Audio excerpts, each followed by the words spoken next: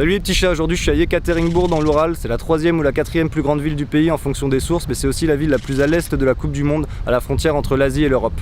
C'est ici en 1918 que les derniers membres de la famille impériale ont été exécutés après la révolution d'octobre. Derrière moi vous pouvez voir l'église de tous les saints sur le sang qui a été construite entre 2000 et 2003 à l'endroit où l'empereur, sa femme, ses enfants et une partie de sa famille ont été tués. Yekaterinbourg est aussi une étape importante du mythique transsibérien, c'est le chemin que j'ai suivi pour arriver jusqu'ici. Depuis j'ai vu France-Pérou et j'ai visité la ville, on regarde ce que ça donne. Et tout d'abord on se retrouve où on s'était quitté, à Kazan. Avec Ben et Mitch on était au resto, du coup on arrive en retard à la FanFest pour voir Russie-Égypte. Mais c'est pas grave, on retrouve quand même Artyom, Riley, Andrei et leurs amis pour la seconde période. À la FanFest tu peux faire la queue pendant une demi-heure pour acheter des bières sans rien rater du match, c'est génial. Les Russes l'emportent une nouvelle fois, du coup on est obligé de faire la fête.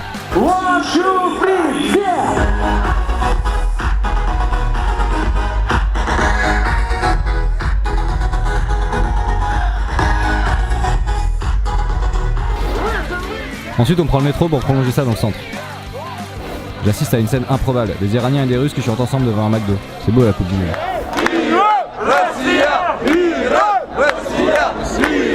C'est l'occasion de tester les produits locaux, ce soir c'est vodka.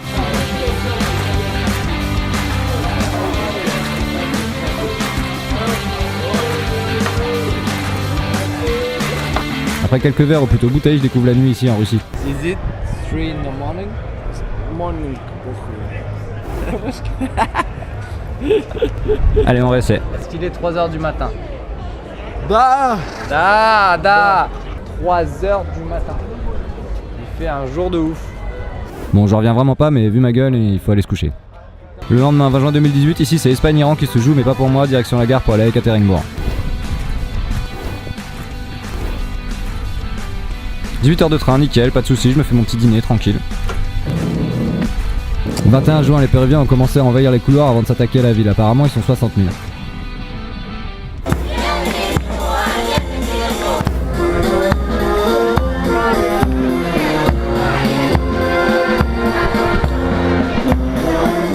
On arrive, l'accueil est incroyable. Fanfare, petit-déj, du coup on se lance dans une bataille de chants. Les Péruviens commencent.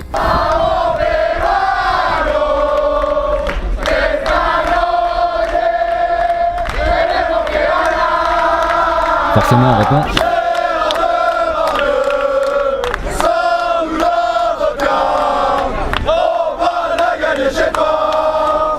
Bah allez maintenant c'est direction l'auberge, une douche et à la Casa Bleue pour se regrouper en faux français avant le début du match.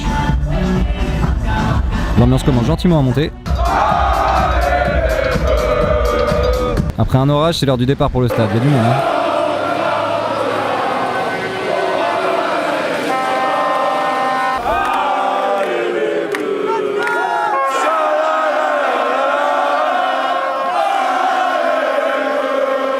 Je vais voir le match dans ce gigantesque échafaudage, j'espère que c'est solide. Un petit coq porte bonheur et c'est le moment de grimper.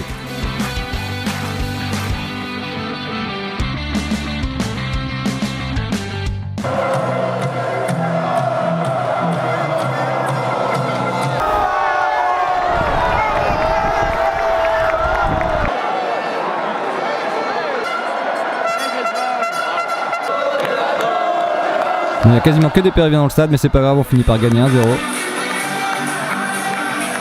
On va fêter ça sur de bonnes vieilles chansons bien françaises à la Casa Bleue devant la défaite de l'Argentine face à la Croatie. 3-0, ça fait mal hein Diego?